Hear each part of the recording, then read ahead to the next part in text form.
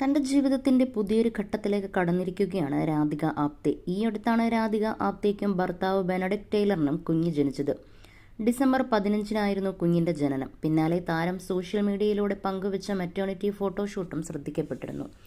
ഇതോടെ താരത്തിന് ആശംസകളുമായി നിരവധി പേരാണ് എത്തിയത്. ഇപ്പോഴിതാ തൻ്റെ ഗർഭകാലത്തെക്കുറിച്ച് സംസാരിക്കുകയാണ് രാധിക. അവിചാരിതമായിട്ടാണ് താൻ ഗർഭം ധരിച്ചതെന്നാണ് രാധിക പറയുന്നത്. വോഗിന് നൽകിയ അഭിമുഖത്തിലാണ് രാധിക തൻ്റെ ഗർഭകാലത്തെക്കുറിച്ച് സംസാരിച്ചത്. അപ്രതീക്ഷിതമായിരുന്നില്ല, എങ്കിലും ഞങ്ങൾ ശ്രമിച്ചിരുന്നില്ലെന്നും അതിനാൽ ഞെട്ടലുണ്ടാക്കുന്നതായിരുന്നു എന്നുമാണ് രാധിക ഗർഭിണിയായതിനെക്കുറിച്ച് പറഞ്ഞത്. ആക്സിഡൻ്റ് ആയിരുന്നില്ല, പക്ഷേ ഞങ്ങൾ ശ്രമിക്കുകയും ചെയ്തിരുന്നില്ല. അതിനാൽ ഞെട്ടലുണ്ടായി. തങ്ങൾക്ക് കുട്ടികൾ വേണമോ വേണ്ടയോ എന്ന് ആളുകൾക്ക് ധാരണയുണ്ടെങ്കിൽ എളുപ്പമാണ്. ഞങ്ങളുടെ കാര്യത്തിൽ രണ്ടുപേർക്കും കുട്ടികൾ വേണ്ടെന്നായിരുന്നു. അതേസമയം എങ്ങനെയായിരിക്കുമെന്നതിൽ 1% ആകാംക്ഷയും ഉണ്ടായിരുന്നു. അപ്പോഴാണിത് സംഭവിക്കുന്നത്.